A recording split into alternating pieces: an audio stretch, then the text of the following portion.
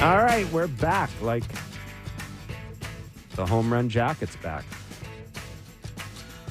It is Blair and Barker. How did I know you were going to lead with that? Yeah. Not that they had 9 runs. No one cares Bo about hit the a home run in a cleanup spot. All anybody's talking about is, that ties into the fact that the home run jacket is back. It is Blair and Barker. 6:40, first pitch tonight. Whoa. The Jays are in Detroit. 6:40 tomorrow.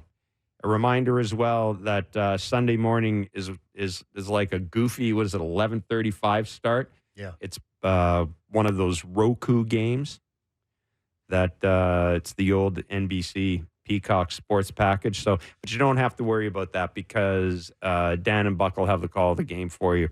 That game will be on Sportsnet. So it's not like the Apple games on Friday night where Apple has exclusive rights. We will have the Jays game against the Detroit Tigers on Sunday right here on Sportsnet and Sportsnet 590, The Fan. So a big win for my Blue Jays last night, 9-2 over Barker's Chicago White Sox. The home run jacket is back. Bo Bichette slugged a home run, the first home run this year by a Blue Jays cleanup hitter. How's that surprising? I'm telling you for 2 years and I have a cleanup hitter. Yeah. But, I how's know. that shocking? I mean, blind squirrel finds a nut every now and then, right? But anyhow, Bo Bichette, big home run yesterday, 7-run inning, 7-run second inning with 2 outs. That's against a pitch. Let's face it, against Nick Nastrini, who he's probably not a AAA pitcher. He's probably more like a AA pitcher. Yeah. No offense, but dude was shell shocked too. I mean, you could tell afterward. But hey, making bad pitches. Yeah, and the Jays made him pay. Chris Bassett getting the win. It was just a bizarre night. And you noticed it right away, Kevin. Chris Bassett with the high socks. Guys are doing stuff to change it up. Chris Bassett with the high socks, and he hated it. You could tell. He was every pitch he was reaching down to the right, the right leg. And what do you think was going on between his ears? I mean, I'm thinking 3 pitches ahead, and that didn't work. Now I got to change it up, and I got 18 seconds to do it in, and now my pants won't. They're just not working. Fit, right.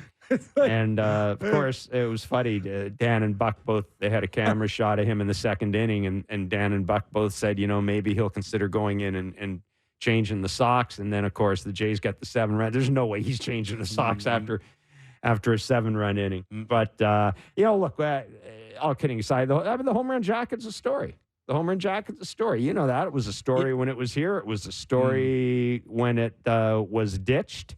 And it's back with a personalized Vladimir Guerrero logo on it, which is a nice touch. Who picked that up? What? Who saw that? Mark Boffo, our producer, a bunch of people saw it. Danielle Franceschi, another one of our producers. Wow. They saw it. Honing in on that.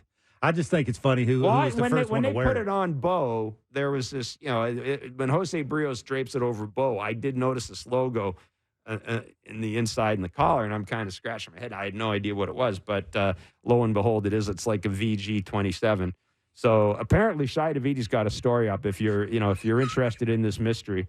Apparently it hung in Vladdy's locker. It's been there for a while, and they were just trying to figure out how do they come up with some who don't tick everybody off in the clubhouse and people that don't want to wear it. And I'm sure Bo didn't look like he was too excited. It sure didn't sound like it after the game that he was real pumped up about it. But it was Barrios that put it on him. So what's he going to say to Jose? Jose's the nicest dude on earth. And I think it's it's just one of those things. Like, not everybody likes all these things, and most teams do it now. Look, what the hell? Nothing else is really working for this team. I mean, I guess it just, why not? Why not? If it makes people happy, what the hell? Yeah, I just think it's funny when Bo was asked the question about the jacket, and he said basically it had nothing to do with me in the homer. Not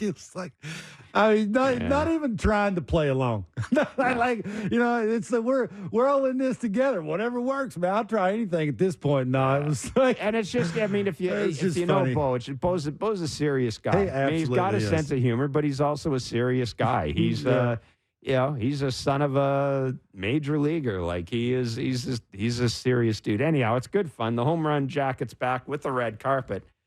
So there you go. I mean, those of you who, if that floats your boat, well, you got a lot to have your boat floated with. Yeah, with the once red a month, carpet and the home run not too bad. Watching it once a I month. mean, I mean, that's not shabby. I tweeted out the home run jacket is back, and some wise ass on social media said it's always been there. It's just they've never hit a home run to do. Anyhow, the jacket's back. The Jays are back. They've got the Detroit Tigers for 4 games starting tonight at Comerica Park. And then they got the White Sox again and the Pittsburgh Pirates coming down. Speaking of which, we've got tickets to give away to see the Pirates. We'll do that later on in the show. We got a fun show today. Bobby Valentine is going to join us. He's currently the Angels studio analyst. We're going to talk to Bobby about how do you manage a team where one part of the team is really, really good and the other part of the team is not so good? How do you prevent it from splintering? How do you prevent guys from getting at each other? So we'll talk to Bobby about that. And David Samson will join us as well. Jon Morosi will join us from Detroit. The pitching matchups for the series, Kevin Gausman against Jack Flaherty, Alek Manoah against Matt Manning, Reese Olson for the Tigers against Jose Barrios, Yusei Kikuchi against Casey Mize. The Jays miss Tariq Skubal, which, thank heaven for small mercy. Yeah, he's a good pitcher. The Tigers are not losing because they can't pitch, though.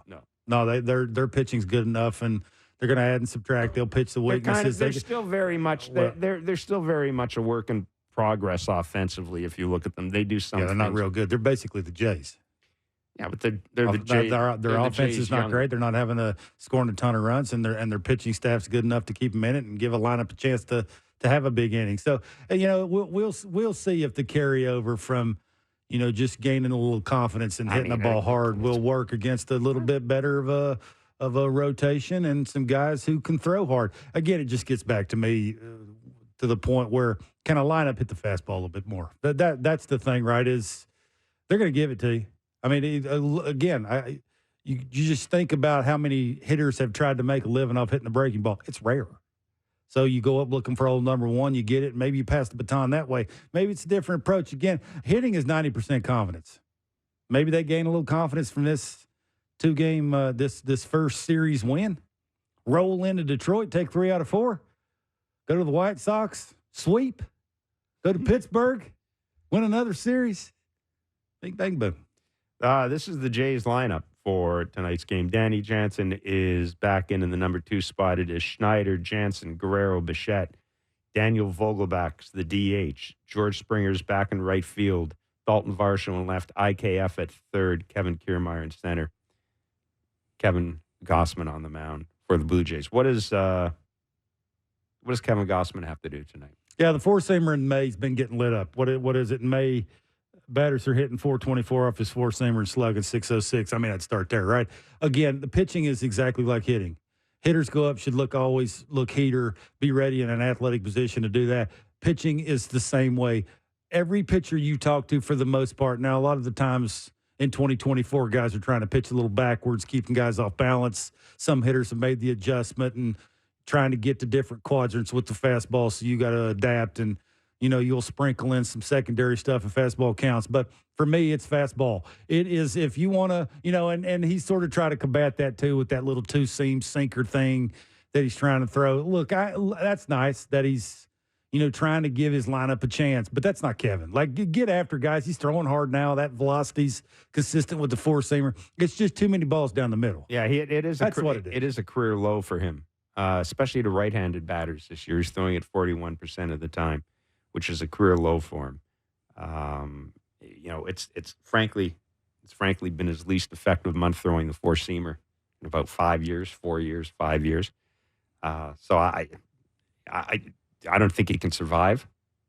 Yeah, well, the split finger hadn't been real good either. He's tried to morph that thing into a couple of different ones, right? Trying to steal a strike, having it look a little bit like a changeup, going down and away, keeping it in the strike zone. He'll change speeds on the split finger. I mean, he's trying to trick guys because the fastball command wasn't working and the velocity hadn't been there for a while. It's been there lately. Now it's the last thing to come is commanding that thing.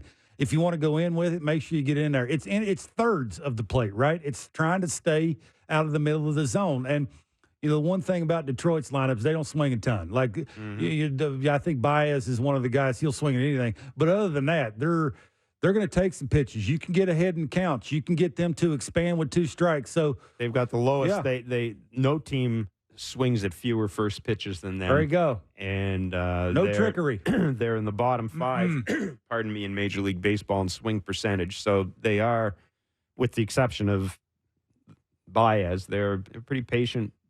First time through, attack the zone with your fastball. Like, you do that, establish that. Buck Martinez talks about that all the time. Is when you're catching, you aim big at the plate the first time through. The hitters are trying to get your timing and trying to figure out how it looks coming out of your hand, and does it have late life and those things. That should give you a little bit of a window there to you establish whatever you're trying to do with the fastball, get the velocity where you want it to go, and then you start throwing the other stuff.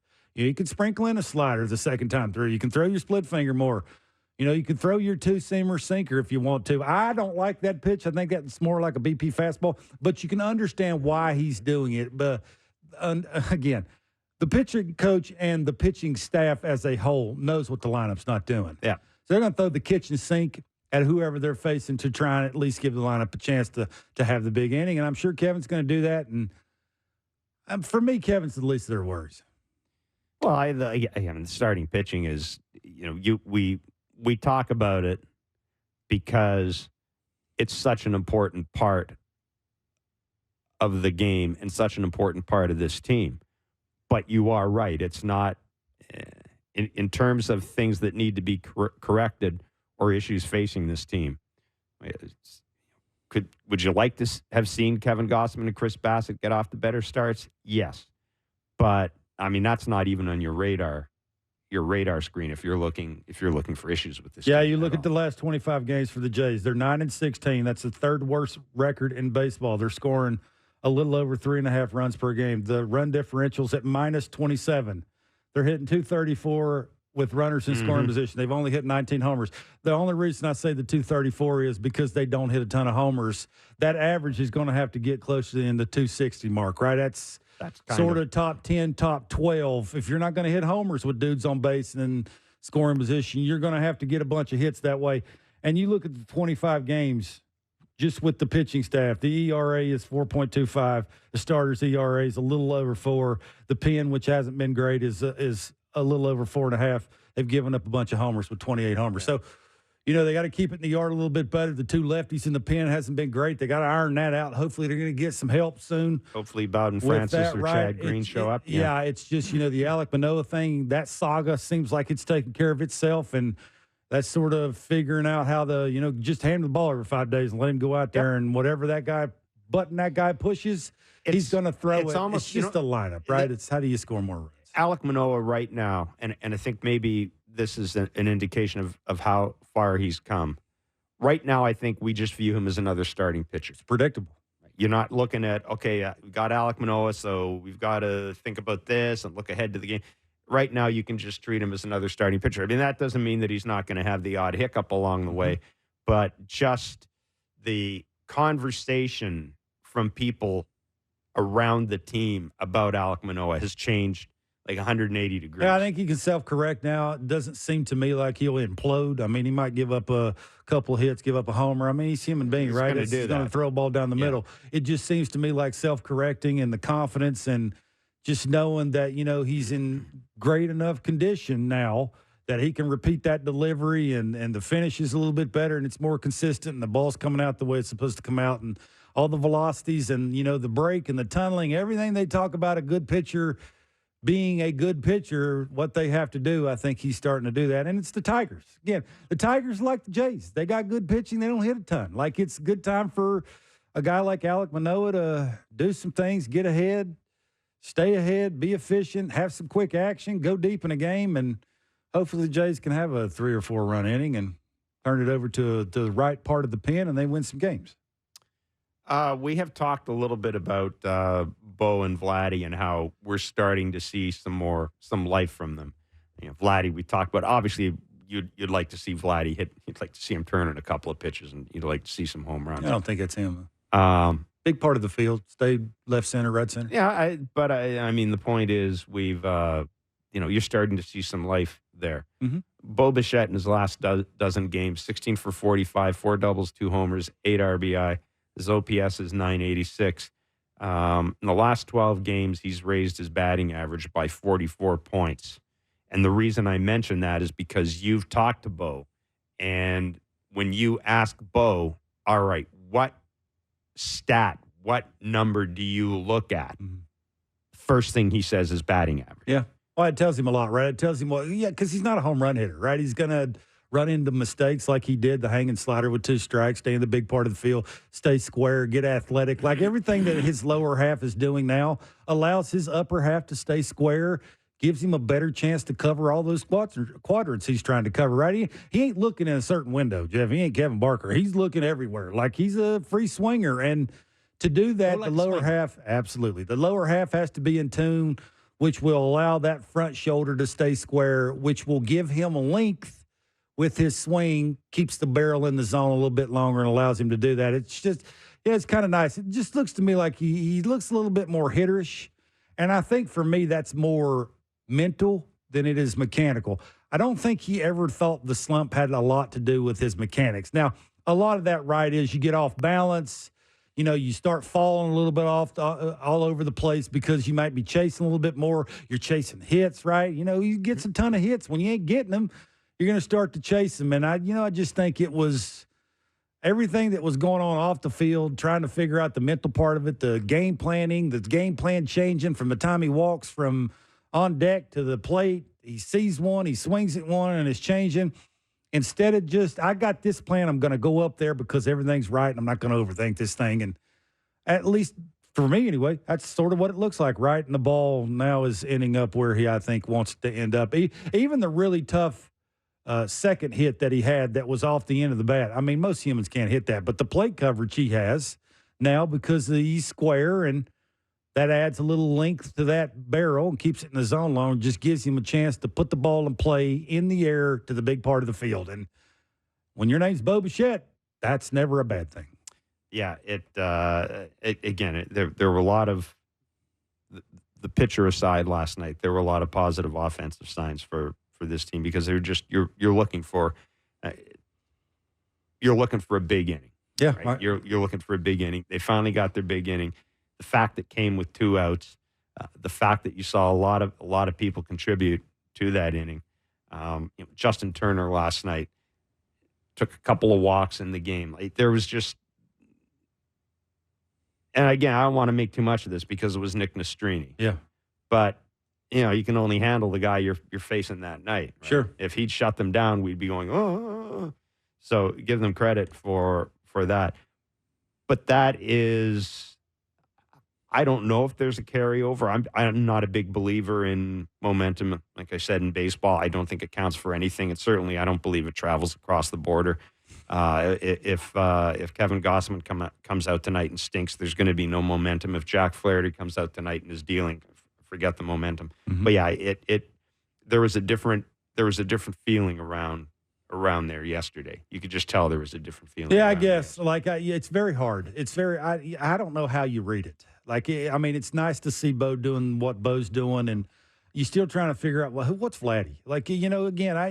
It's just odd that he goes this long between, bridging somebody. It's very odd that an elite offensive player, in my mind, can go this long. I used to do that. Like lesser offensive players who have to have everything go right for them to hit the ball in the seats. That's not Vladdy. Why is this, again, I don't think he's so much a home run hitter as just he is a big part of the field, hits the ball so hard it just don't stay in the yard. Where's that been? Mm-hmm. Is it what he's swinging at? Is it mindset? Is it needs to move around in the batter's box, scoot closer to it, try to pull everything? I don't know. Try to, is that even something that the organization would want him to try and do? It's that part of it's a little confusing. And then you look at the stats there, right, where they're 17-2 when they score 5 or more. They're in 26 games where they've scored 3 or fewer. They're 5 in 21. Yeah. That is sort of just the tell of everything, right? That will tell you that their defense is elite in the outfield. That will tell you, for the most part, when they can line their pin up and hand the ball to the right guy, game's over for the most part.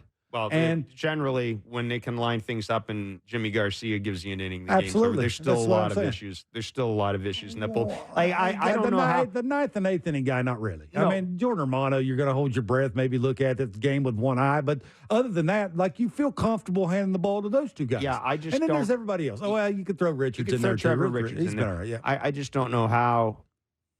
Maybe it changes with Chad Green and Bowden Francis, but I just don't know how you get by with Genesis Cabrera and Tim Meza as your lefty options right now. I just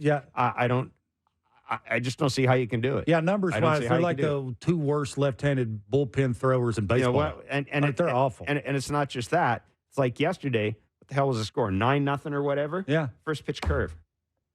Yeah, look, I don't have a big issue with that. I mean, it's 2024. People do that. Like guys. It's 9-0. Just get it.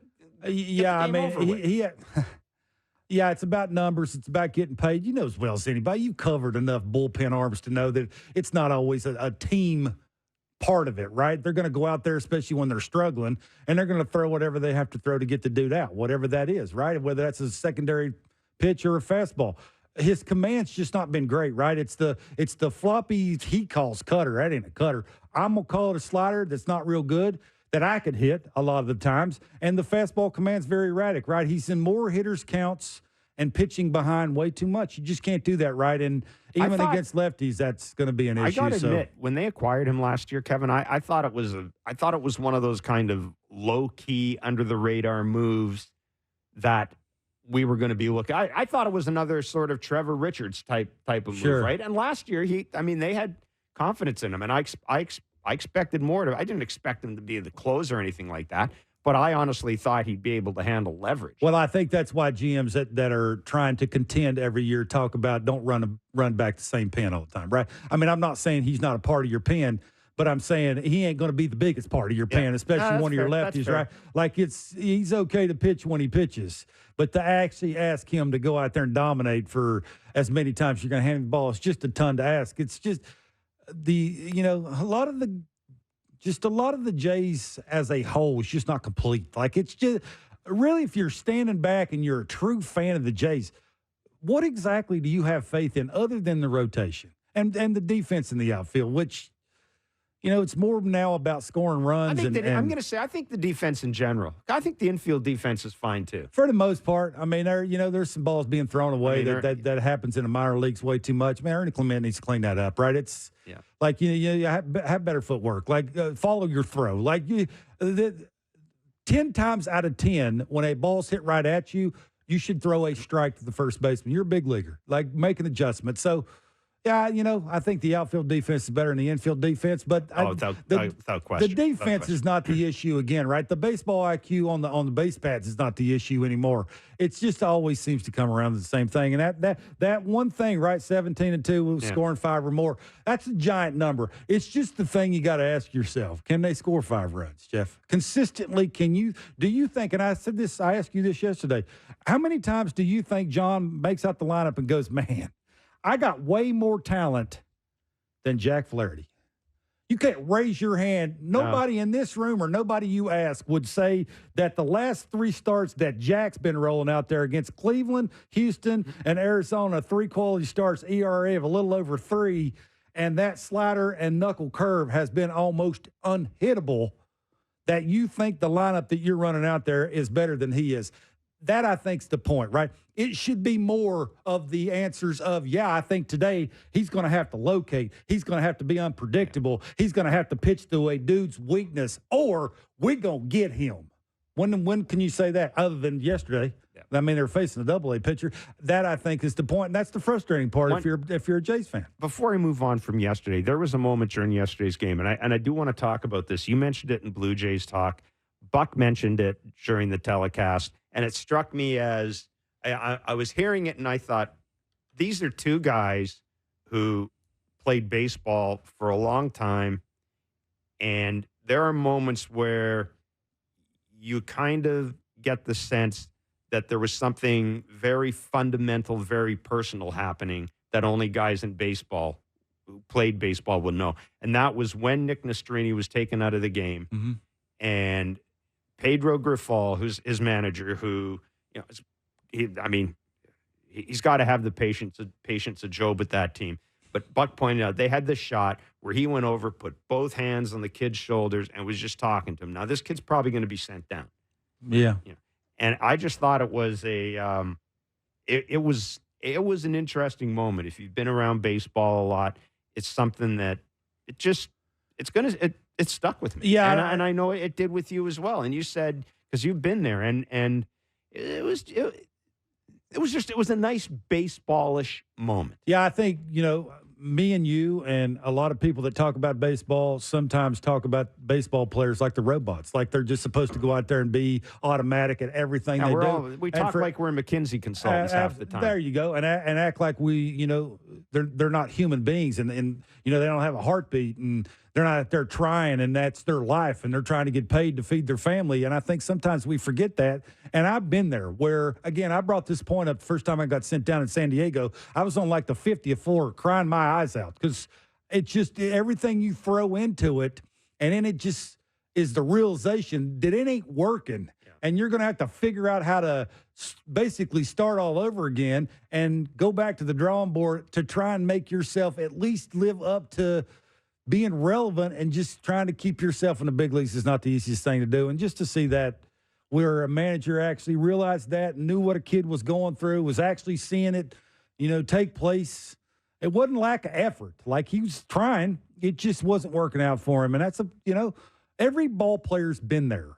Just not every ball player's had their manager come over and act like that. And I just thought that was a pretty cool thing. I thought it needed to be said. Speaking of managers, Bobby Valentine is a former Major League manager. He's currently the Angels studio analyst. We've got a lot to talk to Bobby about, and he's going to join us next. It's Blair and Barker on Sportsnet 590 The Fan and Sportsnet. First pitch is at 6:40 tonight. The Jays opening a 4-game series against the Detroit Tigers. We'll have the call of the game for you here on Sportsnet 590 The Fan with Ben Shulman and Chris LaRue. Dan Shulman and Joe Siddler in Detroit. And I'm sure they will be joined by a ton of Blue Jays fans going across the border for tonight's game. Again, It is a 6:40 first pitch. Blair and Barker will be doing Blue Jays talk following the game tonight on Sportsnet 590 The Fan. We had Dan Shulman on yesterday, and we were talking about the Blue Jays lineup. And Dan name-dropped Bobby Valentine, said, a guy that I'd worked with as a broadcaster used to tell me that when you're looking at a lineup, remember, it's never as bad as it seems when things aren't going well and never as good as it seems when things are, which is, well, as far as I can tell, one, very accurate, but two, hopefully, hopefully the Jays can find some sort of middle ground given with what we're dealing with right now. We're very pleased to be joined by Bobby Valentine, former MLB manager, currently the Angels studio analyst. Bobby, thanks so much for joining us today. We trust that you're doing well. Look, we've got this thing in Toronto where the starting pitching's really good. The bullpen's kind of, but got faith that the bullpen will get straightened around. But the offense just hasn't been there. And I'm wondering for a manager, how hard is it to handle a team when you've got one part of the team that's so good and the other part of the team that is just scuffling? Well, good to be with you. Let me begin by saying, I've done broadcasting as well as baseball for over 50 years of my life, worked with a lot of people, worked for a lot of people. And Dan Shulman is the greatest person, the best announcer, and the most fun sidekick that I ever had in the business. Whether it was a guy in a costume of a shirt and tie or a costume with a uniform, a team's name on the front of the uniform. Dan, you're lucky to have him there. Now, to answer your question, Tommy Lasorda used to say that the engraved on the tombstone of a losing team, it says, we hit when we didn't pitch and we pitched when we didn't hit. Yeah. You know what I mean? And so it's really frustrating as a manager when you see you have the parts. but they're not working together.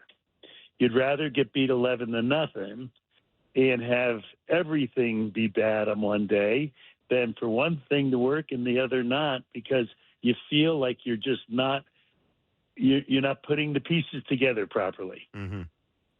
You know, even though it's a little out of your control at times, that's for sure.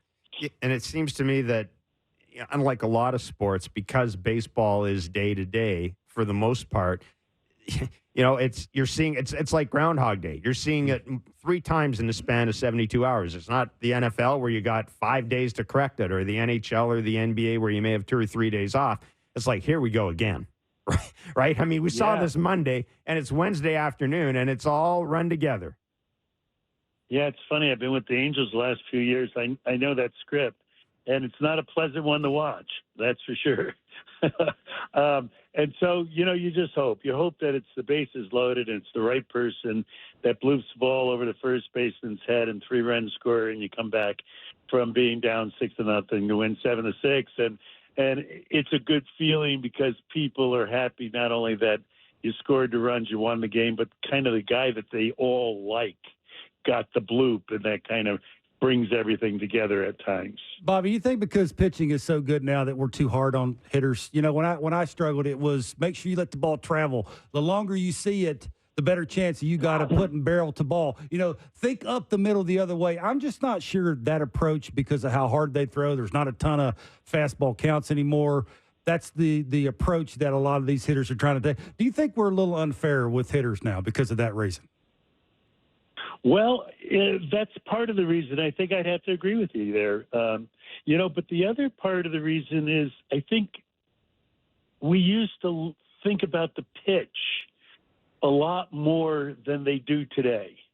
And today the swing has taken over so much of the brain of the hitter. The statistical outcome of the swing is this component of a hitter's mindset, and I think they get away from the pitch, seeing and recognizing and timing, because that's what hitting is. But they don't have that thought because they have all these other toys to tinker with.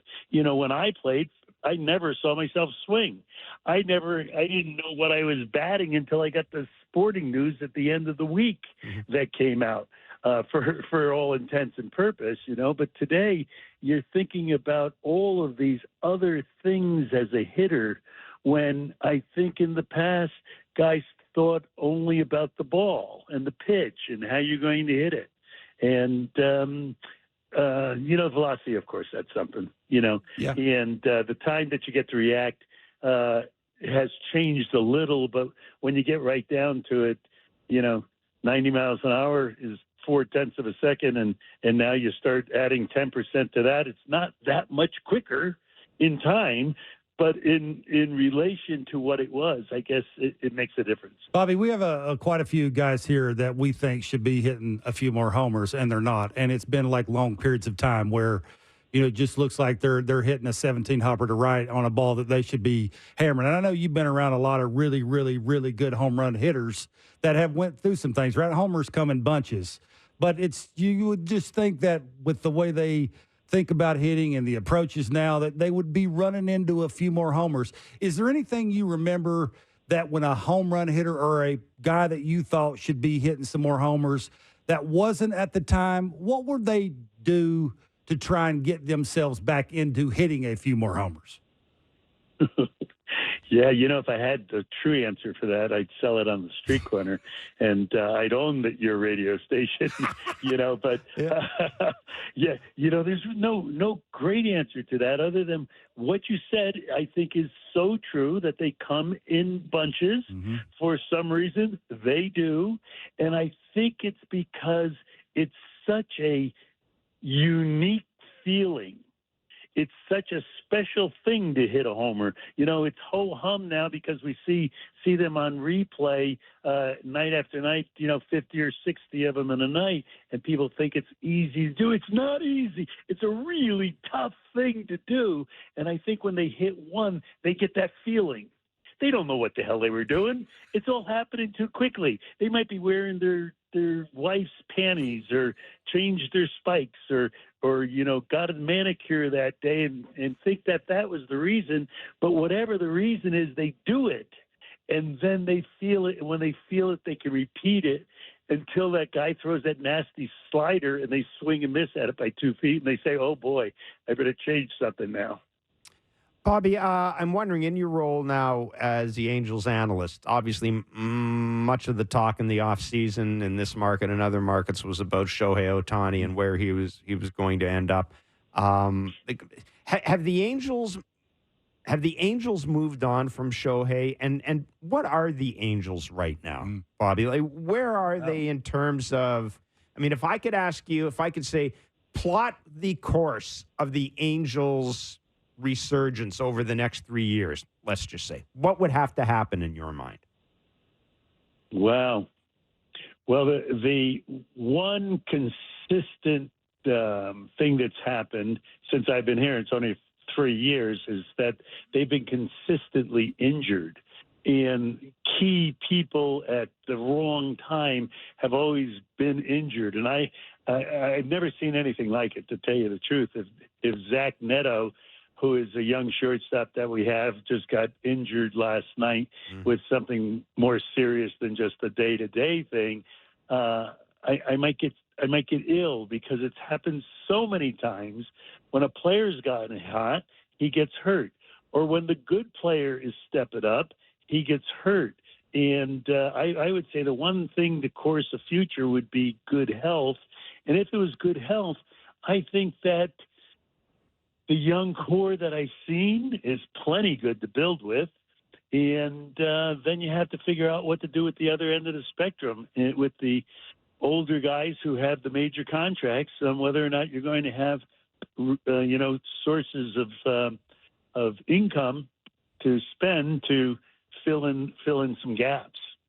I just had to look up to see if Mike Trout, in the 3 years that you've been with the Angels, have actually played, a long enough period of time for me to ask you, when you have seen him healthy, 100%, I don't think I want to ask you where would you rank him, but what do you think when he's 100% makes him special?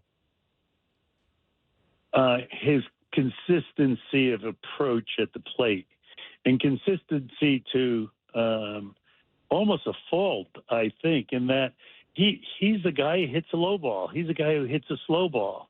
And he has never made an adjustment to do anything other than to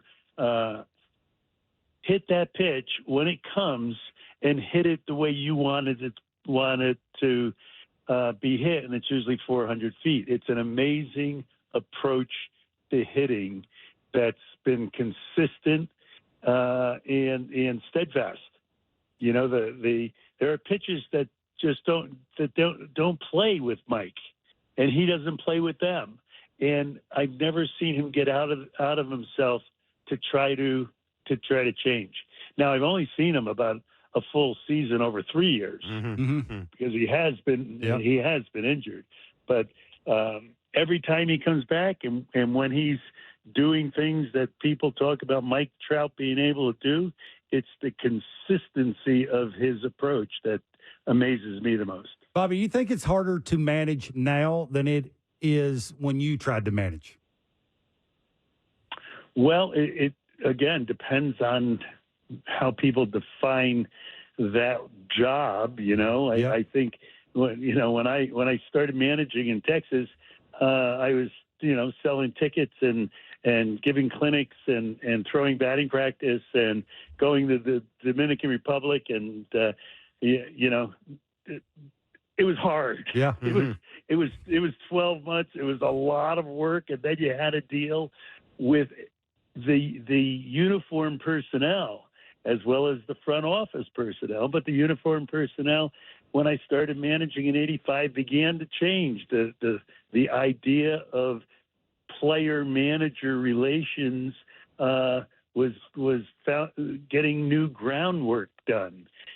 So it was a lot of learning for me as a manager and as the players during those times of how to deal with, the changing situations. I think now the manager really needs to be able to have a hand on the volume. You know, he or she has to control just how loud or how soft things get amongst the group, and they have to understand the individual a little more than they used to have to understand the individual, even though I think that's what I probably did too much as a manager, because it wasn't in vogue at the time.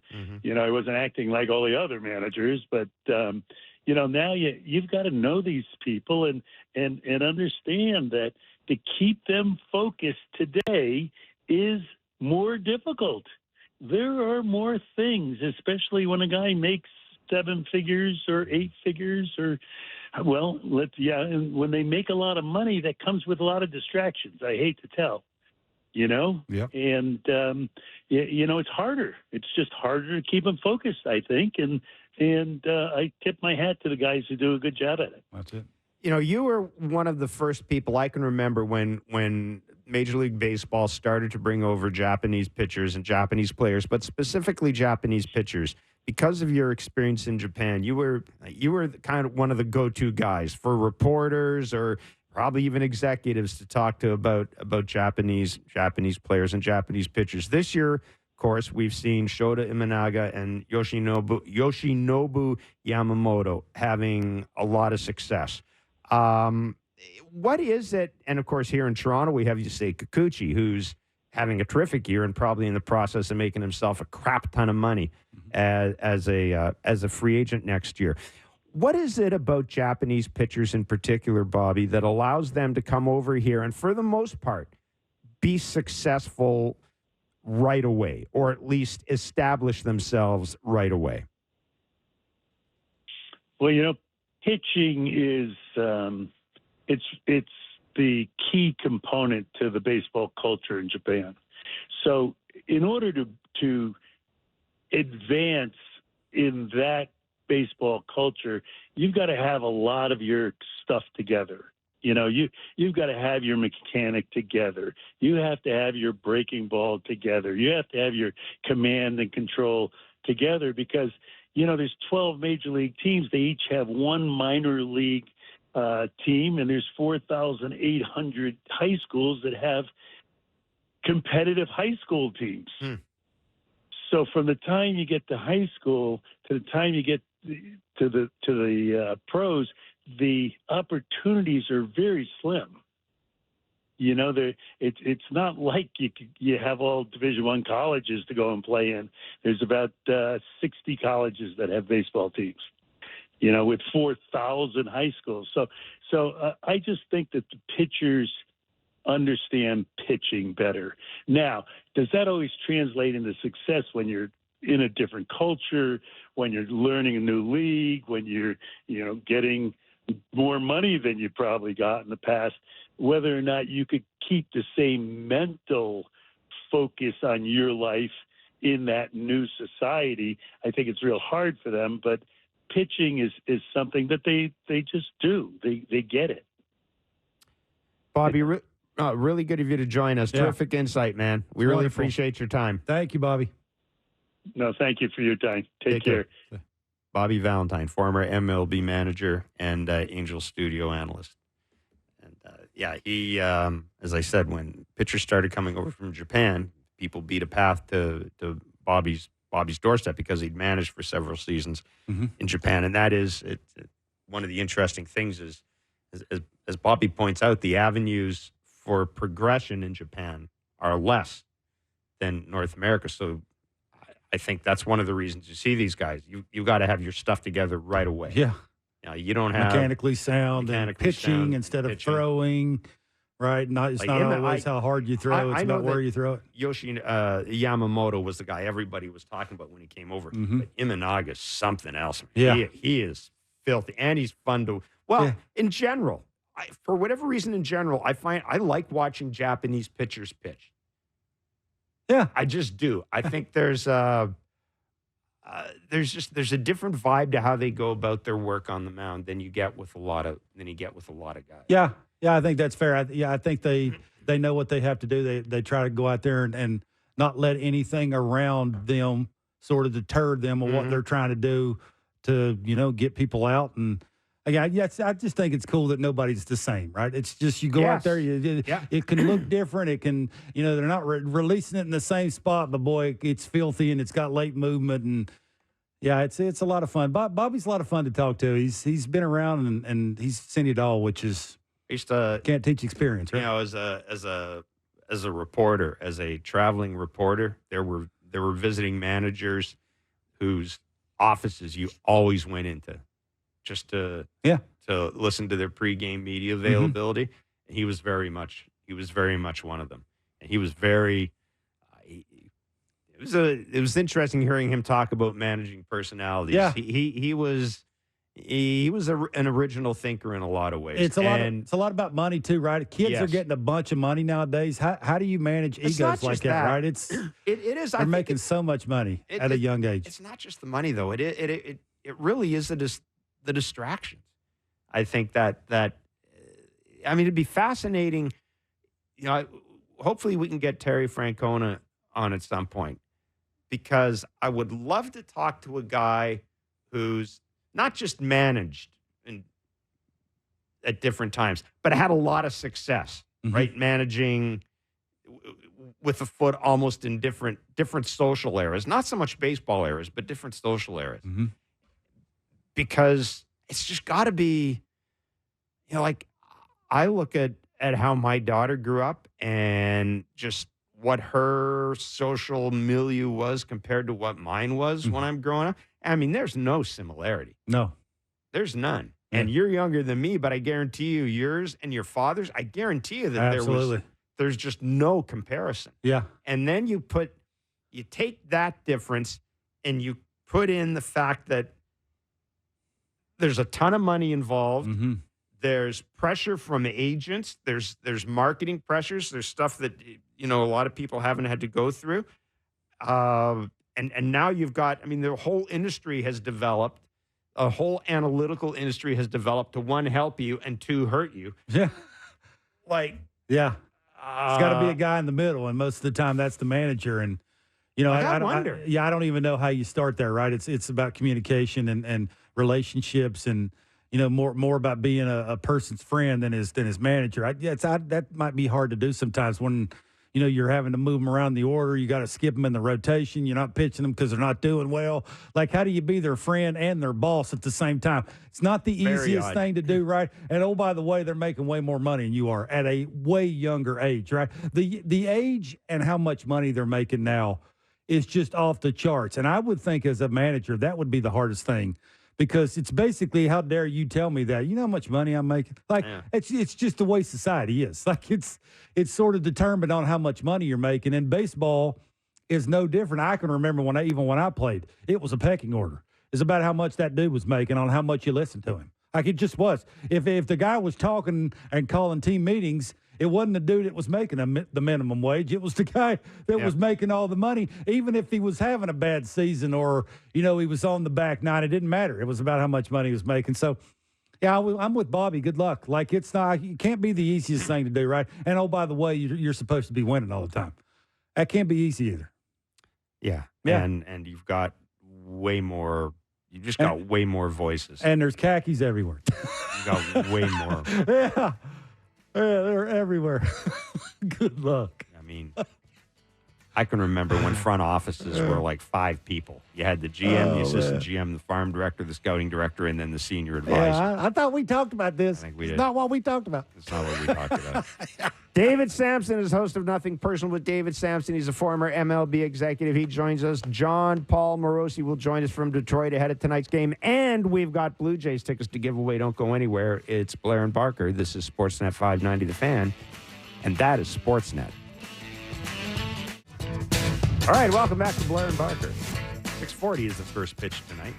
We'll be doing Blue Jays talk following the Jays game against the Detroit Tigers. We've been giving you the chance to win Blue Jays tickets all season long here in Blair and Barker. All you have to do is text the correct answer to our daily baseball trivia question to 590-590. Easy peasy. Our last trivia question and answer was, after 3 seasons with the Blue Jays, this pitcher signed with the White Sox as a free agent where he had newfound success compiling a 21-9 record and a 2.90 ERA while finishing second in AL Cy Young voting to Roy Halladay. Name him. The answer was Esteban Loaiza. I'd have to look Esteban Loaiza had like 10 cell phones in his locker. That's all I remember about him. It's an odd thing to know. It's an odd thing to do. Today's question is to win tickets to see the Jays and the Pirates at Rogers Center on May 31st. This is easy. This is easy. This former Blue Jay signed the largest contract ever given to a free agent by the Pirates. Again, this former Blue Jay signed the largest contract ever given to a free agent by the Pirates. Text the answer to 590 for your... Is that real?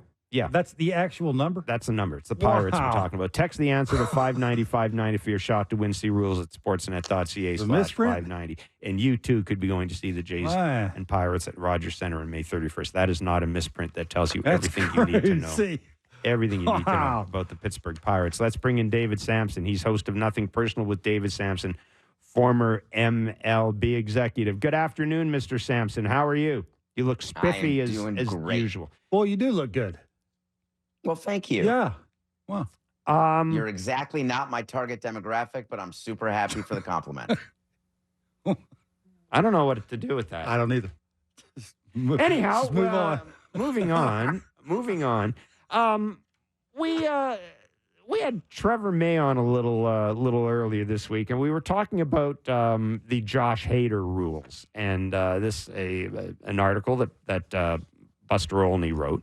And essentially, to kind of boil it down for folks, Josh Hader, now that he has signed a multi-year contract with the Houston Astros, has started to make himself available to pitch more than one inning. Oh, yeah. Up until signing a multi-year contract, for the most part, he and his agent had a rule that, well, I only want to pitch no pay, no one play. inning. No pay, no play, basically. No.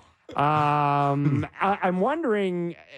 and I mean, he was good enough that to do that, you got to be good. Yeah. And he was good enough that he was able to make that work for him with Milwaukee. And of course, now that he's with Houston, as I said, the rules have changed a bit because they gave him a whack of money and multiple years. First of all, David, how many guys do you think do this but just don't talk about it?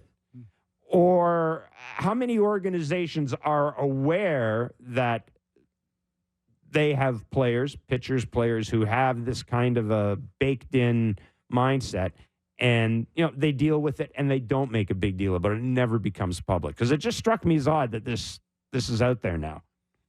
Well, first I would say that Jeff Berry is a great agent, and I worked with him for a lot of years. I think he just recently retired, and one of the things that happened in my career is the passing of Jose Fernandez happened because we let an agent tell us what the rules were going to be about a player. Mm-hmm. And we had specific things that were told to us about when someone coming back from Tommy John, how many pitches, etc.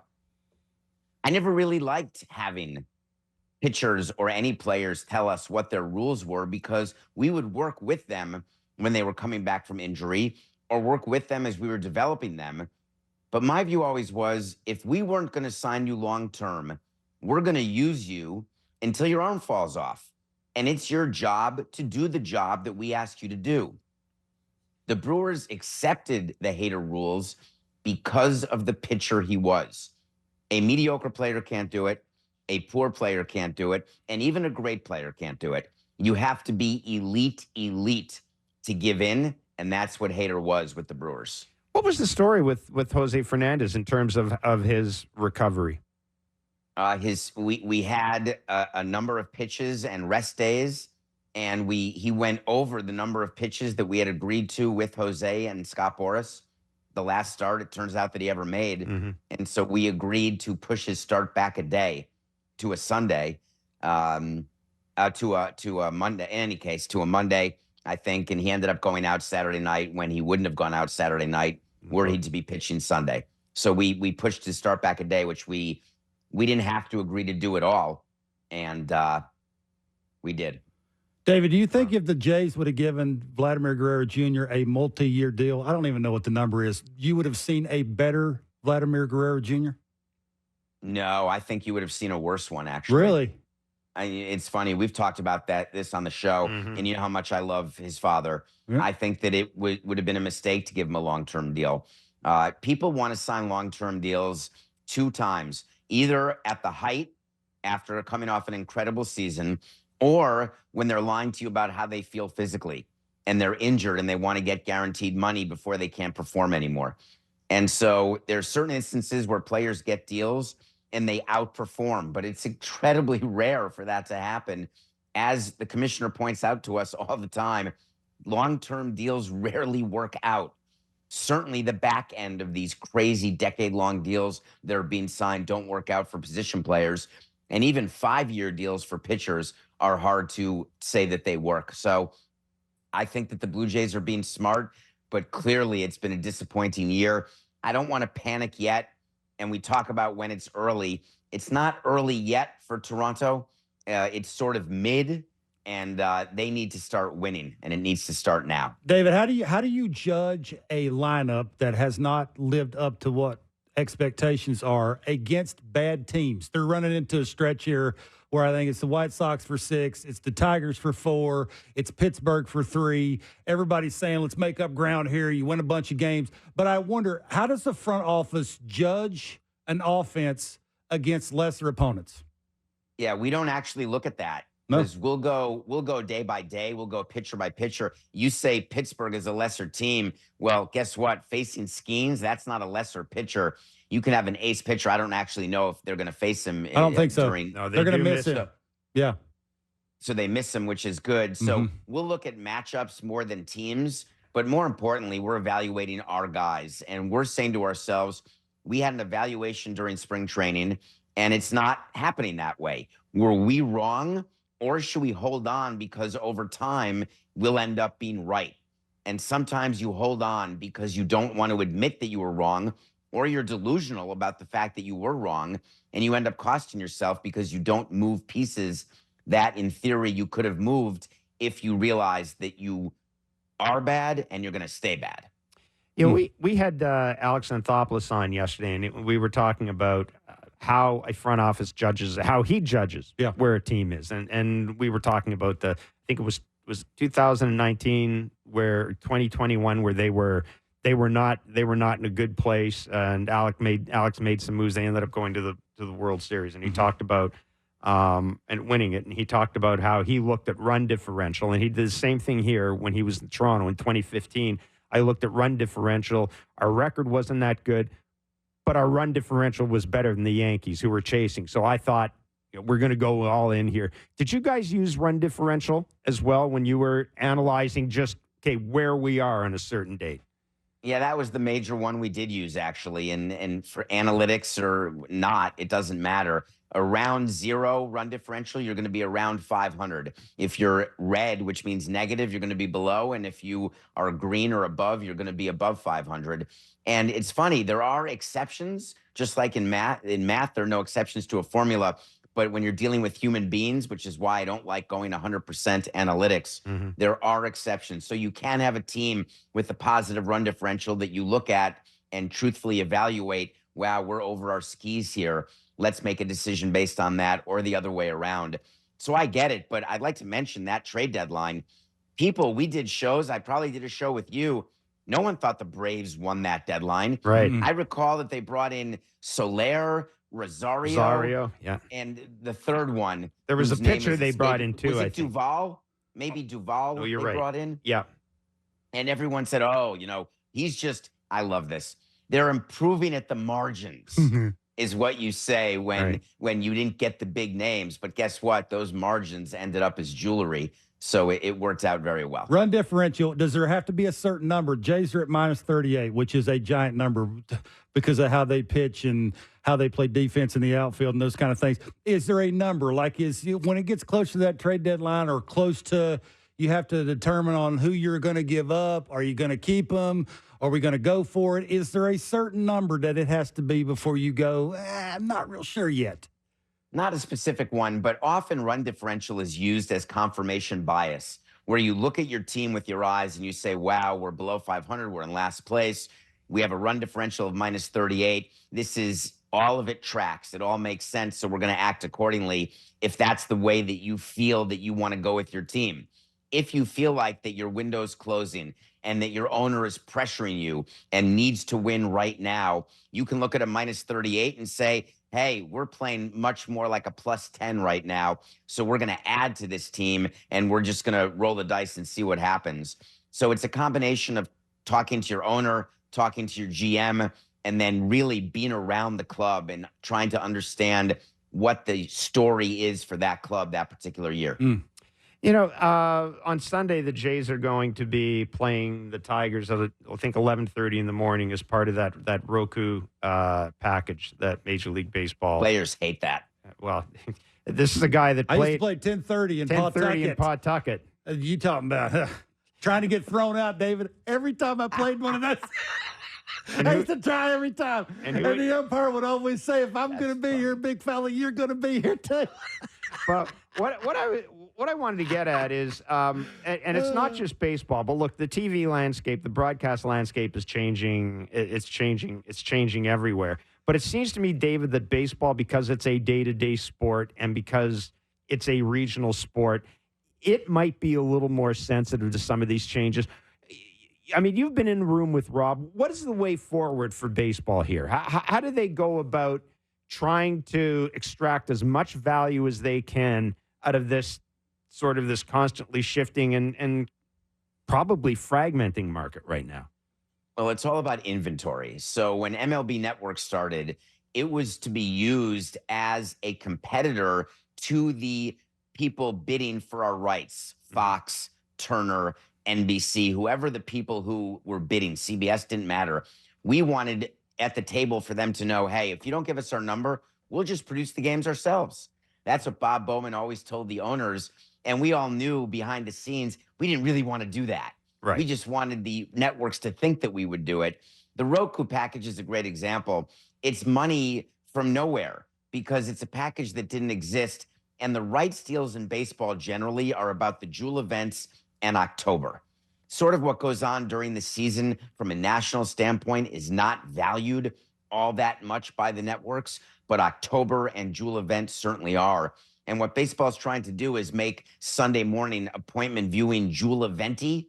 And they tried it with Peacock and it did not work. They did not want to renew at that number. So Noah Garden ended up doing a great deal with Roku, where when you don't get the money you want, you talk about the reach. When you get the money you want, you just say, hey, we're so happy to get the money we wanted. And in Roku's case, they have great reach. And that's cool. There could be people who are up who want to watch baseball, whether it's gambling or whether it's people who are just up early while their parents are sleeping, who knows what. And so it's totally worth trying, but the players definitely do not enjoy it. Yeah, I was wondering about this, and I know you've talked about this in comparison to other sports as well. Is baseball behind the curve a little bit when it comes to TV contracts, not just in terms of value, but we're still talking about blackouts in some markets and things of that nature. Is it behind the curve, or is that just kind of a it seems to me with baseball, sometimes things just are what they are because that's the way the game is. And it just is. We used to hear that a lot. That was something that John Schuerholz would talk about a lot. Yet he was the one who is really so important in doing replay, understanding that the game has to move forward. Look what Rob did with the pitch clock. The game completely changed, where now the time of game, can you imagine if you were playing now, how happy you'd be with 2-hour and 30-minute games? It's like a dream. I have nightmares thinking about leaving the ballpark, at 12:30 every single night. And now it just doesn't work that way. So baseball is willing to change, but we always would get criticized. Anytime we do anything, there would be amazing backlash, whether it was social media or in the regular media, whereas other sports are changing every year and everyone seems to think, wow, that's fantastic that are willing to adapt. And that always bothered us within the walls of the commissioner's office and within the team front offices. So I don't think that baseball is behind the curve. I view baseball as a different curve. And until you make it more national and less regional, you're always going to be on a different curve than the other leagues, which is why the commissioner is trying right now with the bankruptcy of Bally's, of Diamond. He's trying to get all the rights back so he can do a national package. He wants to change curves.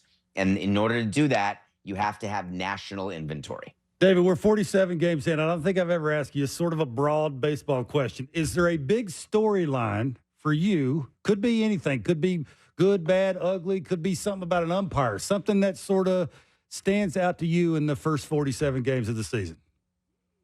I think what stands out to me is I'm incredibly impressed, and I'm sorry to say, with the Yankees. Yeah. I think that it was so much pressure on Cashman and on Boone, and then with Cole being injured, I, for one, did not think they would be able to have the best record in the AL at the quarter pole. I did not expect them to be able to survive without having a pitcher like that. Cole, I mean. The offense, and then Judge started off struggling. They were talking about releasing Stanton, and they knew, hey, let's hold on. Which is why I thought it was so strange that Hal Steinbrenner came out yesterday and said, we're going to have to cut payroll here. I just thought the timing of that was unnecessary. But, of course, he's trying to let fans know we may not be able to sign Boris's client, Juan Soto. But I just didn't think he needed to tell him now. But I would say that is probably the biggest surprise. The other one I would say is not a surprise to me, but a surprise to so many people. I did not think the Dodgers were the best team in baseball. They're not the best team in baseball. They do not have the best record in baseball. I think they're maybe the third best team in the National League. I think it would be very surprising if they make it, if they win the pennant. That said, the top of the lineup is cool. It's exciting to see what Shohei's doing, but that's not how you necessarily get rings. There are more complete teams in the National League. Yeah, we were talking about this at the start of the year. I think the Dodgers are probably the best team in their division, but I'm not certain that in a series, I like the Braves. I love the Phillies. I think the Phillies are I'm not certain I can see them not making the NLCS, to be honest. I really can, possible. Depending on the matchup. Listen, think about what happened. It's so easy to get swept. The Diamondbacks swept the Dodgers because Betts and Freeman, I think they took the collar in a short 3-game series, which can happen. As you all know, it's really hard to win. And in October, you have to get lucky. You have to be hot at the right time. So I think it's silly during the offseason. And God, I was so bad at this. I always wanted to win the offseason. And it's so silly looking back, because winning the offseason is almost inversely correlated to winning the postseason. Yet here we are running around the winter meetings, trying to sign the big free agents and trying to have press conferences where we can look cool and hold up a jersey. I look back and realize that holding up a trophy is way cooler than holding up a jersey. Yeah, I keep thinking of the year that the Jays won the offseason in that trade with Florida, getting Jose Reyes and Mark Burley, and then they signed R.A. Dickey, and Vegas had them as the favorite for the World Series, and we know how that turned out. You know how that turned out. Trade, Jeff. It's funny. From a baseball standpoint, we won that trade. Yeah, it's hard looking at that trade. It's hard to, the biggest upshoot of the trade for me was Jose Reyes got them to Tulowitzki. That's true. That's basically.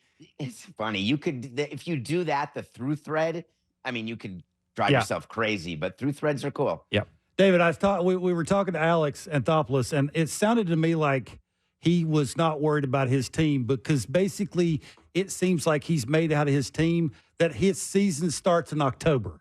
And that's sort of, I think, when you were talking about the Dodgers, I sort of put 2 and 2 together. These behemoth teams that just sort of know that they're going to be in the playoffs sort of gear up and not so much worried about what they do in the regular season to have their season start in October. Can you do that as a front office and that actually work? Yeah, so we did it in 2005 and it didn't work. We kept waiting. I feel like that's the Blue Jays this year, where they say we can just turn it on and don't panic. We're going to be fine. We deserve to be playing in October. We'll get there. And then you turn around and it's September and you're screwed. So I've seen it both ways. I think Alex he's smart. He's an accomplished veteran GM. He's never going to let him see you sweat. Never going to let you see him sweat, excuse me. So he's going to say that. But you also don't want to have meaningless games through September. You don't want to run away with your division. You don't want to have the edge taken away, which is why I always enjoyed wild card races, because every game is meaningful through September. So you have to be sort of careful of any extreme. And I guess the Blue Jays right now are on one extreme, but I wouldn't say the Braves are. I wouldn't say the Braves are a guarantee to play in October. I don't think that Alex sits around and says that, no matter what the projection. Yeah, and the Phillies are great all of a sudden too, right? Like they're historic. Well, it's their best, I believe, in franchise history, and they're over 100 years old. They've never had a 50-game stretch like this, and that's great. But 50-game stretch, fantastic. But where are you at the end of the season? You have to hope for health. And you've got Cy Young leading candidate right now. And I'm not talking about Nola or Wheeler. And you talk about depth. If you're facing Suarez, Ranger, and Aaron and Zach, how do you win that series? But then again, things have a way of happening strangely in October. Absolutely. Yeah, Ranger Suarez's emergence this year has been, I mean, we've seen kind of flashes of it in the past, but man, he's you're right. I thought about that when the Jays were facing the Phillies. If you go into the series of these guys, what do you do? I mean, is Suarez the betting favorite to win the Cy Young right now? I would assume he's the leader at the moment with odds. I would think so. I mean, the numbers are outrageous. I know. I think you had him as your early pick. I believe Shota Imanaga. With a fascinating story. He's been incredible too. And a fun guy to watch. But yeah, I think, as I said, Ranger Suarez's emergence has it's almost been the final piece for the Phillies. And, it'll be interesting to see because I don't believe David Dombrowski's going to let a year go by without making some sort of deal. And it'll be interesting to see what they do at the deadline. Or maybe even before the deadline. He doesn't let a year go by without signing a guy long term. Yeah, that's true. He's certainly not going to let a year go by without making an addition at the deadline. And Middleton's been clear. His boss has been clear. He said, "I'll spend stupid money. I want to win a ring." Yeah. And so he must view this, I assume, as his best chance. So that's a lot of pressure in a clubhouse. So as team president, I'm trying to actually lower the pressure because from ownership to Dombrowski, I would assume that it's pretty tight there in Philly. Yep. David, really good of you to join us, man. Thanks so much. You're the best, buddy. Thank you. Have a great day. Take care. See David Samson. 10:30. Yeah, absolutely. We'll be up. Breakfast with the Blue Jays. By 10:35, I'm tossed. I'm going to say what I need to say buddy. I'll be playing ping pong by 10:45. That's a fact. Barker's referring to a story where he was thrown out of a game playing ping pong because the door was open and apparently he was yelling at the umpire while he was playing in Pawtucket while he was playing ping pong and the umpire. Every year we played a couple of those games and they were awful. Like you just, the kids are there.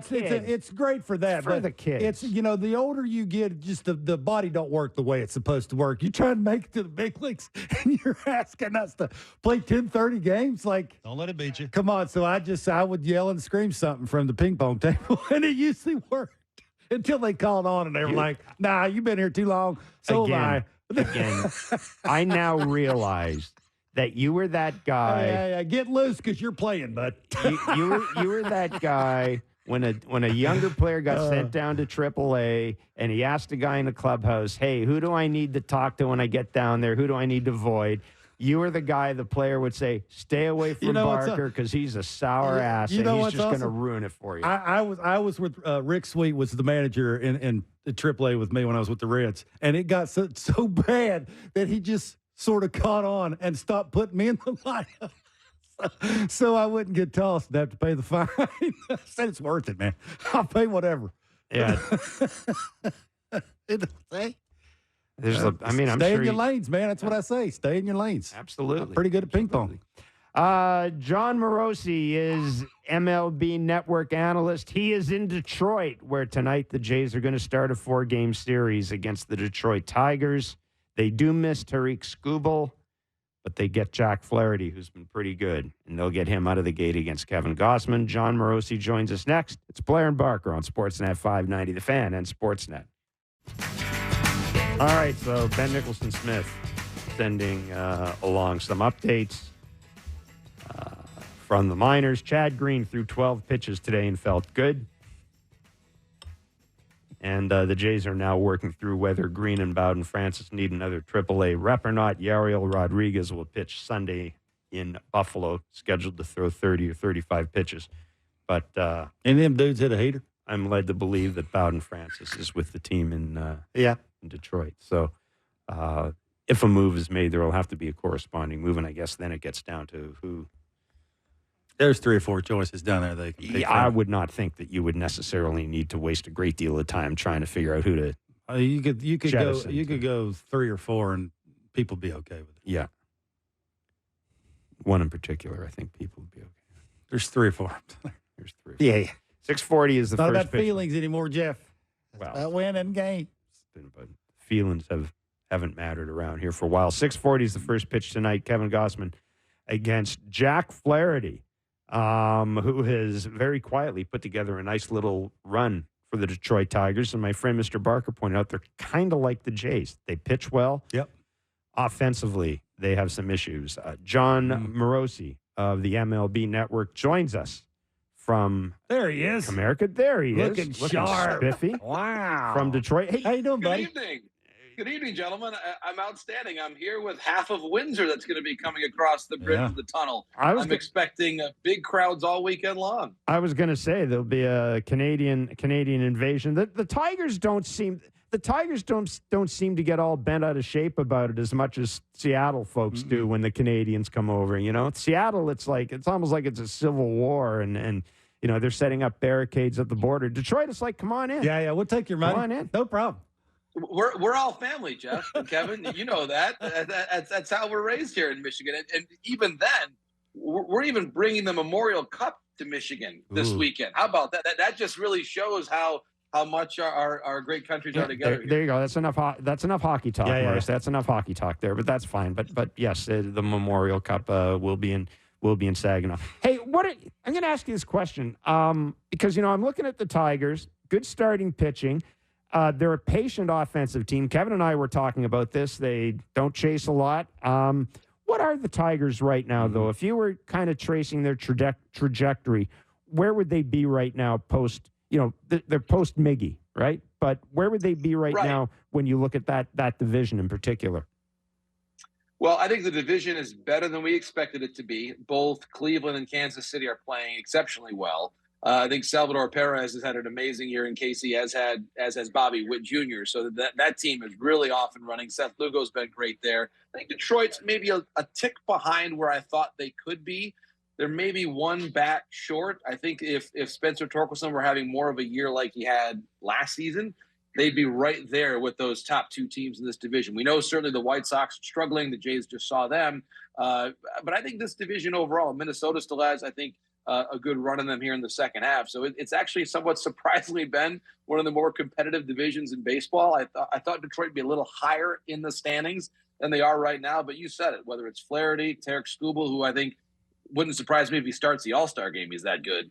So the pitching here has been really good, but the inconsistency of the offense, and especially with Torkelson, I think has been the thing that's held them back a bit. One name to watch tonight that Jays fans might not know a ton about, Wenceel Perez actually is one of the best offensive players in all of baseball among rookies. His batting average, OPS, among first-year players is right there at the top of the league. So stay tuned on him tonight. JP, what do you make of the Jays? Well, we've got a lot of time in this segment, which is good. Yeah. So because there certainly are a lot of thoughts here. I'll say top line number one. It's way too early for any sort of contemplation that I've heard about in different places of potentially Vlad or Bo getting moved. I see that almost zero chance of that happening, truly, at this moment in time, because you're still close enough.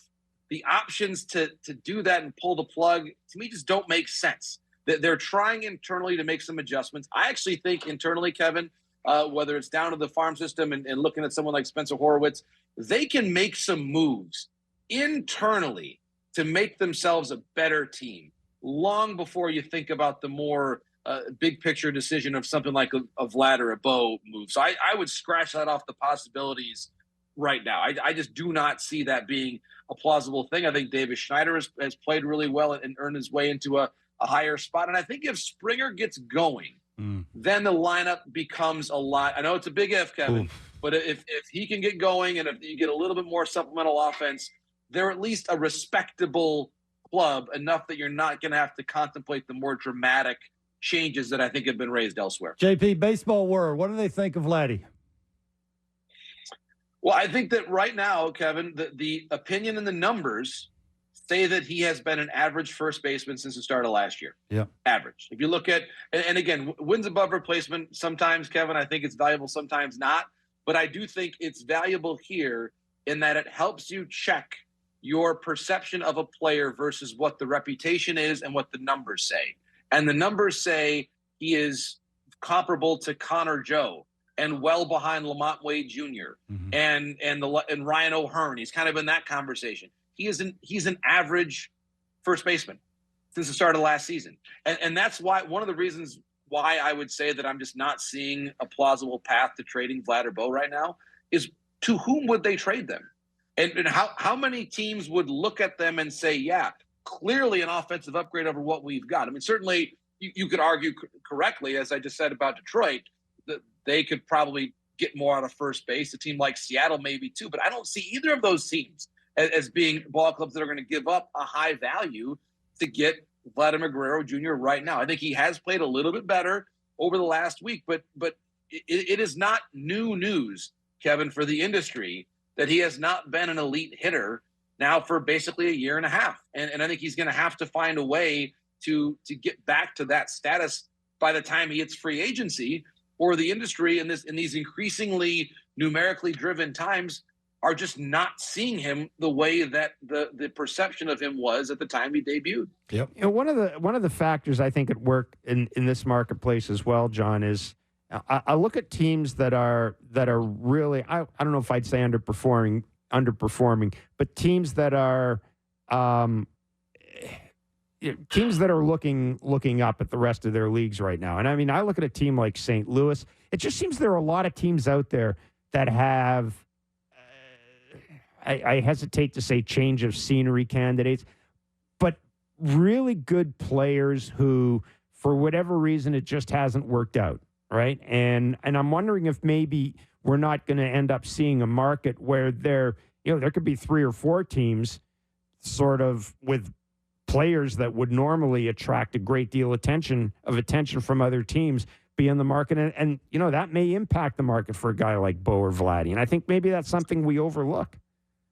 No, I think you're right, Jeff, that there is going to be enough supply out there. I look at the Cardinals as being one potential team that fits into that category. The Reds have been a little disappointing this year.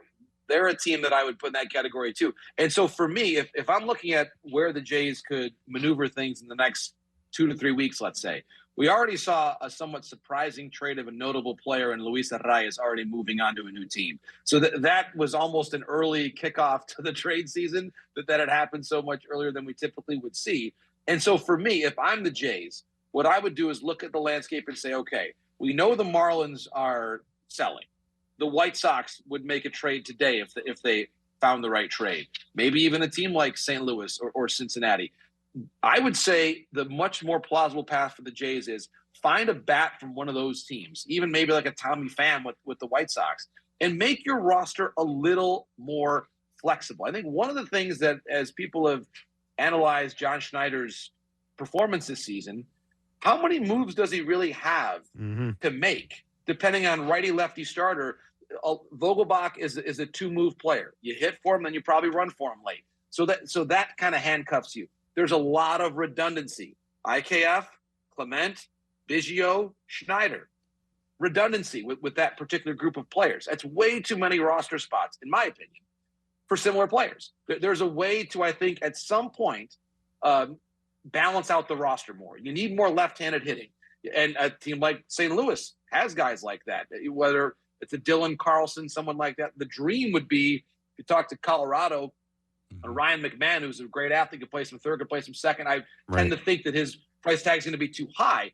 But this is what I see with this team. It's not tear the team apart. It's make it a more functional roster before you actually evaluate the performance of the manager, who doesn't really have a lot of good options to go to late in games. JP, I wonder too, the Red Sox being better than everybody thought they were. Now, again, we're not 50 games in, but they're better. Like they're not an easy get, right? They're offensively, they got a guy that can play third. Now all of a sudden they're pitching better. They got a hungry manager, it seems like, right? At the 1 minute, it sounds like Cora was hanging it up, and now it seems like he's not, and he's invested, and, he wants the team to be better. I wonder how that part of it is. Right now, all of a sudden, you got 3 really good teams in the East. You got a couple of those that are ahead of you in the wild card. I just wonder how all of that, front office, run differential, your offense is just not great, and now you're starting to hear talk. Like Jeff says, that we've heard talk from the pitching. We've heard, change of scenery about Bo and Vladdy. Like there's talk now around the Blue Jays that it's not going well. And I wonder, adding the Red Sox to the mix, how much that'll hurt it too. Sure. Well, Kevin, I mean, if I'm looking at this objectively, you've got 2 of the best 5 teams in the major leagues in the American League East. Yeah. Baltimore and New York. Mm-hmm. And they're not going anywhere. Mm-hmm. I would have to say, if I'm just being honest with you, I realize it's the 23rd of May, but what are the chances that the Jays finish ahead of either of those teams? Unlikely, if we're just being honest here. Absolutely. It's an unlikely path. They could do it. And by the way, last year, this division had 200-win teams that made the playoffs, and the Jays still found their way in. So that can happen. It's plausible. But do I see the Jays as being a better ball club than the Yankees or Baltimore? I don't. Not right now. That's not what I've seen. And I think your point about Boston's well taken. Check out the numbers on Wilyer Abreu and what he's been able to do. They've given him some at-bats. Again, a younger player. Mm-hmm. There are players in the Jays organization who are similar aged to what Wilyer Abreu is, who really haven't gotten a long runway here. And I'm not even necessarily saying Barger. I know I mentioned Horowitz earlier. I mentioned Horowitz intentionally because Horowitz is older than Bo Bichette. Yeah. So, he's older than Vladdy. He is not a kid. He is who he's going to be, by and large. If Horowitz can't help you now, when can he help you? And I think that's what I'm seeing with this team is there are available moves internally. I'm not saying that Horowitz is necessarily the answer, but I do think he presents a little bit more than a lot of the guys that the Jays have right now. And I think that's what the Red Sox, as flawed as their offseason might have been, and everybody said, what are they doing? They didn't do anything last offseason. Well, they did bring in a new pitching coach who's changed the way that they're pitching. Mm-hmm. Right. And you look at how Houck is performing. Andrew Bailey's been excellent. But what they did do was they said, listen, Wilyer Abreu is going to play. And Alex Cora as a manager, I have always admired the way that he manages his team because he looks for, I think, advantages, and he has never in a certain way stopped trying to prove himself. Every day, Alex Cora, especially in round 2 with the Red Sox, he's got something to prove every day. He's got a chip on his shoulder in a good way. And I think that the Red Sox are personifying the way their manager looks at the game. Yeah, John, I was a little surprised yesterday to hear Hal Steinbrenner come out of the owners' meeting in New York, and everybody's talking about the Yankees now. I mean, they're a great story. You've got the Orioles. There's on social media, there's some debate in Orioles social media now about some of the decisions that Brandon Hyde is making, and it's almost like you're thinking, boy, they've got it's not they got the deer in the headlights thing happening, but there's this realization now that, hey, we may not win this division by double digits over the Yankees. Then Hal Steinbrenner comes out and says, I can't sustain this payroll. Can you explain that to me? Because he may be right, but John, you know as well as I do, all Yankees fans are thinking about right now is, man, I can't wait till Garrett Cole comes back. And then next year, Cole, Soto, and Judge, this is a new era of Yankee dominance. Well, it's a fair point, and I do think one of the names that you mentioned, Jeff, is the reason why Hal said that, and that's Juan Soto, who's a free agent after the season is over. And Hal knows exactly who he's going to be negotiating against, Scott Boras. So consider that, Jeff, the first salvo of the 24-25 offseason to say, and again, whether or not they adhere to that number is a different story. I would imagine that on the first day of the season in 2022, when they made their last best offer to Aaron Judge, was it really their last best offer? Right. I don't think so. I think by the time he hit 62 homers, they found a they shook loose some couch cushions and found a couple more dimes, and Aaron Judge is still a Yankee. So I do think that might be a leaning in a bit to the reality, or maybe just sort of saying to Scott Boras, listen, we don't have an unlimited budget. Again, we'll see. If the Yankees are there on the 1st or 2nd of November as World Series champions and Juan Soto is the World Series MVP, they may find a way to stretch that payroll a little bit, find a way to sign him again. Because if they don't, Jeff and Kevin, there's a team across town there with an owner who seemingly has no limits, and he was able to move a couple big contracts in Verlander and Scherzer. And when you think about the different competing things going on with Steve Cohen right now, the one way that he could certainly boost the fans' morale if they lose Pete Alonso is if out one door walks Pete Alonso and in the next one comes a former Yankee. I think that played pretty well in Flushing. Yeah. John, really good of you to join us, man. Thanks so much. Appreciate this. See you, buddy. Have fun. Have a great weekend, gentlemen. Thanks so much. Enjoyed it.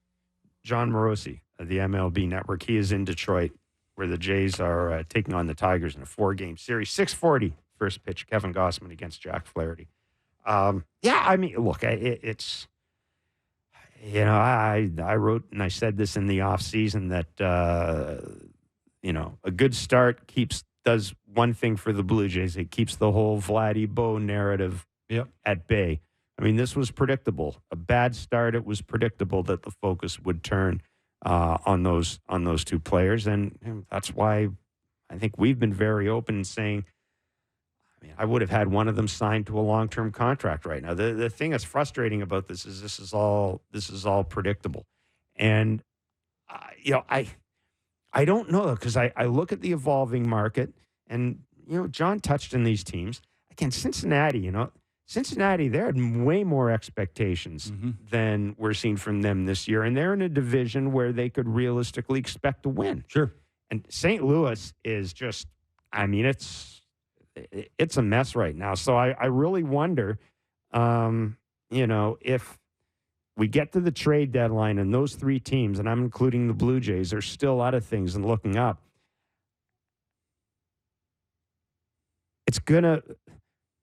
The market for Bo and Vladdy, it's gonna take a lot to get either one of them, because you do have them for another year. You've got a year and a half before they hit free agency. And it's entirely possible that teams may decide that, we'd rather take somebody from the Reds or from the Cardinals that isn't going to cost us as much as it would cost to have Bo or Vladdy. But I just keep thinking this. I cannot, if I'm the Blue Jays, go into next year knowing that I'm going to lose those two guys. And I just can't settle for draft picks. I just can't. When I have players like that, I can't settle. I think deadline, you're 10 games under 500. You got to have a serious conversation about where it's going. I think the first thing you'd have to ask yourself is, who does it?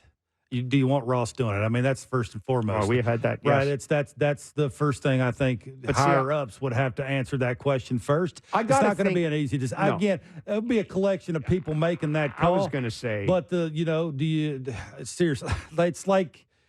It's just once that goes, I think fans probably had enough, right? And you want to sort of wipe it clean and start over, because that's basically what you're telling fans you're doing is you're getting rid of one of the two or both of them, and, you're trying to find the next wave. And do you want Ross doing that? So I think it would start there. It's PR-wise, I'm just not sure like that if that makes any sense. Trade deadline this year or off season.